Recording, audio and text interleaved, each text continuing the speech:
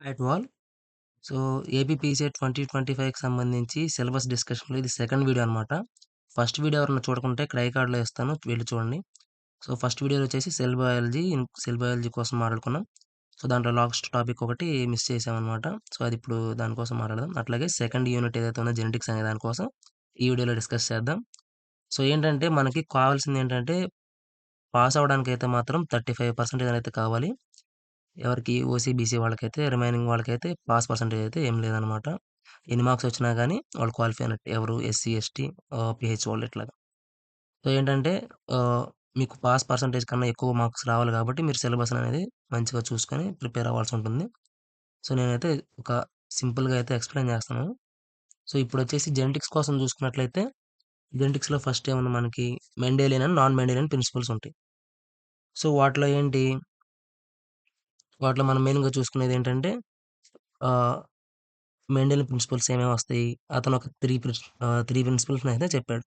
So, వాటిలో ఫస్ట్‌ది ఏంటి? సెకండ్‌ది ఏంటి? థర్డ్ ఏంటి? అనేది మనం చదువుకోవాల్సి ఉంటుందన్నమాట. ఫస్ట్‌దొచ్చేసి ఏంటి? Law of segregation. Second one వచ్చేసి law of independent assortment. Third one వచ్చేసి లా ఆఫ్ డామినెన్స్ అన్నమాట.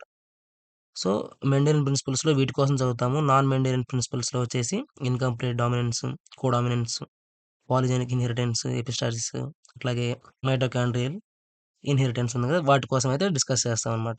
సో, ఇవన్నీ గూడా మనం కంప్లీట్‌గా చదువుకోవాల్సి ఉంటుంది. తర్వాతొచ్చేసి మనం ఇక్కడ జీన్ ఇంటరాక్షన్ కోసం అయితే చదువుకోవాల్సి ఉంటుందన్నమాట. సో, జీన్ ఇంటరాక్షన్‌లో టైప్స్ ఏమేంటివి, ఎపిస్టాసిస్. సో, వాటి కోసం అయితే ఇంకా రిమైనింగ్ అన్నిటి కోసం అయితే చూసుకోవాల్సి ఉంటుంది. తర్వాత లింకేజ్ అండ్ క్రాసింగ్ ఓవర్ ఉంది కదా! సో, దీంట్లో మనం ఏంటి వాటి డెఫినిషన్ చూసుకోవాల్సి ఉంటుంది ఫస్ట్. డెఫినిషన్‌లో లింకేజ్ అంటే ఏంటి? అట్లాగే క్రాసింగ్ ఓవర్ అంటే ఏంటి? వాటి యొక్క ఇంపార్టెన్స్, జెనెటిక్ వేరియేషన్‌లో గాని, జెనెటిక్ మ్యాపింగ్‌లో గాని వాటి యొక్క ఇంపార్టెన్స్ ఏంటనేది అవన్నీ చూసుకోవాల్సి ఉంటుంది. సో, తర్వాతొచ్చేసి సెక్స్ డిటర్మినేషన్ ఉంది కదా! సో, అందరికీ తెలిసిందే అనమాట. సెక్స్ డిటర్మినేషన్‌లో ఏంటంటే ఒక హ్యూమన్స్‌లో ఎట్లా ఉంటుంది, డ్రోసోఫిలాలో ఎట్లా ఉంటుంది, అట్లాగే రిమైనింగ్ ఆర్గానిజమ్స్‌లో ఎట్లాగా ఉంటుందనేది వాటి కోసం కంప్లీట్‌గా అయితే చూసుకోవాల్సి ఉంటుంది. వాటి యొక్క ఇంపార్టెన్స్ రిప్రొడక్షన్‌లో గాని, డెవలప్‌మెంట్‌లో గాని వీటి కోసం అయితే చూసుకోవాల్సి ఉంటుందనమాట. తర్వాతొచ్చేసి సెక్స్ లింకేజ్. సో, దీనికోసం సెక్స్ లింకేజ్ కోసం ఏం చూస్తాము? దాని యొక్క డెఫినిషన్ ఏంటనేది చూస్తాము. దాంట్లో కీ పాయింట్స్ ఏమేమి ఉంటాయో చూస్తాం. సో, కీ పాయింట్స్‌లో ఏమేమి ఉంటాయి? ఎక్స్ లింక్డ్ ట్రైట్స్, అట్లాగే వై లింక్డ్ ట్రైట్స్ అట్లా వాటి కోసం అయితే చదువుకోవాల్సి ఉంటుంది. సో, తర్వాత వాటి యొక్క క్యారెక్టరిస్టిక్స్ చూసుకోవాల్సి ఉంటుంది. అట్లాగే ఇంపార్టెన్స్ చూసుకోవాల్సి ఉంటుందన్నమాట. సో, తర్వాతొచ్చేసి మనకి మ్యూటేషన్స్. సో, మ్యూటేషన్స్ కోసం అయితే మీరు మాక్సిమం ఇన్ఫర్మేషన్ అయితే గ్యాదర్ చేయాల్సి ఉంటుంది. సో, ఎందుకంటే ఇది ఒక ఇంపార్టెంట్ టాపిక్ కాబట్టి, మ్యుటేషన్ అంటే ఏంటి? నార్మల్‌గా ఒక చేంజెస్ అంటే జెనెటిక్ సీక్వెన్స్‌లో ఒక చేంజెస్ అన్నమాట. సో, దానికోసం కంప్లీట్‌గా చదువుకోవాల్సి ఉంటుంది. ఇందులో టైప్స్ ఏమేమి ఉన్నాయి? పాయింట్ మ్యుటేషన్ ఒకటి, ఇట్లా క్రోమోజోమల్ మ్యుటేషన్స్. సో, వాటి కోసం అయితే డీప్‌గా చదువుకోవాల్సి ఉంటుందన్నమాట. అట్లాగే పాయింట్ మ్యుటేషన్‌లో ఎగ్జాంపుల్స్ ఏమేంటివి? అట్లాగా క్రోమోజోమల్ మ్యుటేషన్స్‌లో ఎగ్జాంపుల్స్ ఏంటివి? అనే వాటి కోసం అయితే కంప్లీట్‌గా చూసుకోండి. తర్వాత వాటి యొక్క ఎఫెక్ట్స్ ఏంటి? మ్యుటేషన్స్ రావడం వల్ల వాటి యొక్క ఎఫెక్ట్స్ ఏంటివి? అట్లాగే ఫిజికల్ మ్యూటాజెన్సిస్ కోసము, ఇంకా కెమికల్ మ్యూటాజెన్సిస్ కోసం చూసుకోవాల్సి ఉంటుంది. ఫిజికల్ మ్యూటాజెన్సిస్‌లో టైప్స్ ఏమేమి ఉన్నాయి? Ionising radiation, ultraviolet radiation so, అట్లాంటి వాటి కోసం అయితే చూసుకోండి. పోతే తర్వాత వచ్చేసి వీటి యొక్క ఎఫెక్ట్స్ ఏంటి?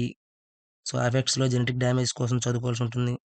అట్లాగే మ్యూటేషన్ ఇంక్రీజ్ అవ్వడం కోసం వీటన్నిటి కోసం చూసుకోవాల్సి ఉంటుందన్నమాట. అట్లాగే దానికి సంబంధించి క్యాన్సర్ రిసెర్చ్‌లో అట్లాగే జెనెటిక్ రిసెర్చ్ కోసం అవి కూడా చూసుకోవాల్సి ఉంటుందన్నమాట. ఇంకా నెక్స్ట్ వచ్చేసి పాలిప్లాయిడ్. సో, మనకు కనిపిస్తున్న పాలిప్లాయిడ్ దీని యొక్క డెఫినిషన్ చూసుకోవాల్సి ఉంటుంది ఫస్ట్. సో, తర్వాత వచ్చేసి దాని టైప్స్ అన్నమాట. సో, ఫస్ట్ డెఫినిషన్ తర్వాత టైప్స్. సో, డెఫినిషన్‌లో ఏమొస్తుంది మనకి?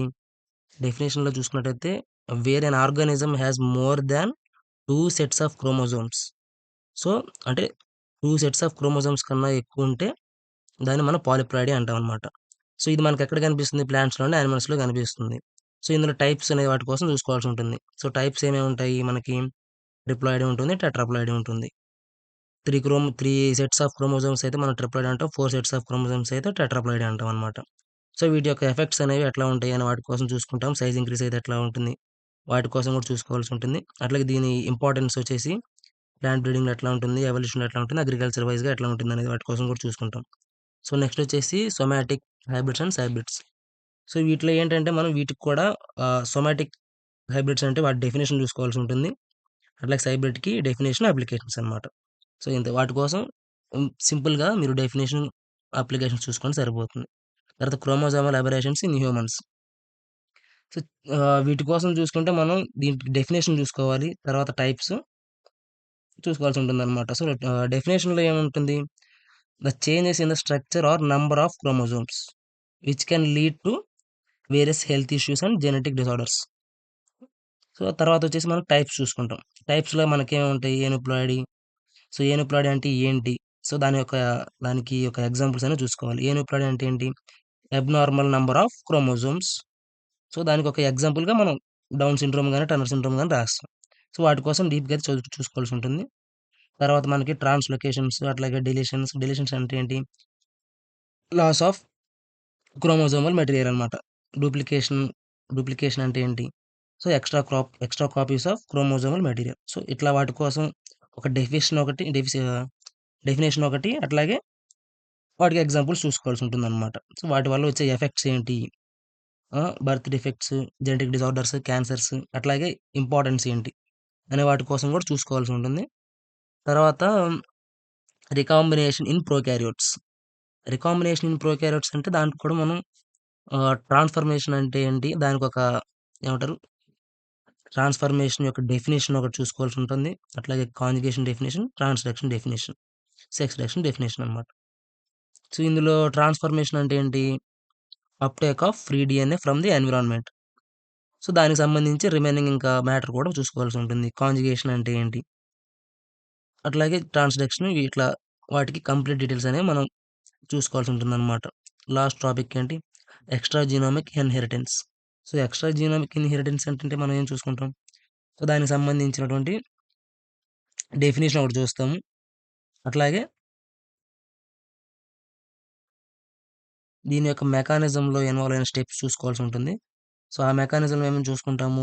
మైటోకాండ్రియల్ ఇన్‌హెరిటెన్స్ అట్లాగే ఎపిజెనెటిక్ ఇన్‌హెరిటెన్స్. సో, రిమైనింగ్ వాటి కోసం చూసుకుంటాం. సో, అట్లాగే దీంట్లో కూడా దీని యొక్క ఇంపార్టెన్స్ ఏంటి? దాని యొక్క అప్లికేషన్స్ ఏంటి? ఇంపార్టెన్స్‌లో అప్లికేషన్స్. సో, వీటి వరకు చూసుకుంటే సరిపోతుందనమాట. సో, టోటల్‌గా జెనెటిక్స్ కోసం అయితే ఇవి అప్ టు మీరు చూసుకోగలిగినంత వరకు మ్యాటర్ ఎక్స్‌ట్రా కలెక్ట్ చేశానో చూసుకుంటే సరిపోతుంది.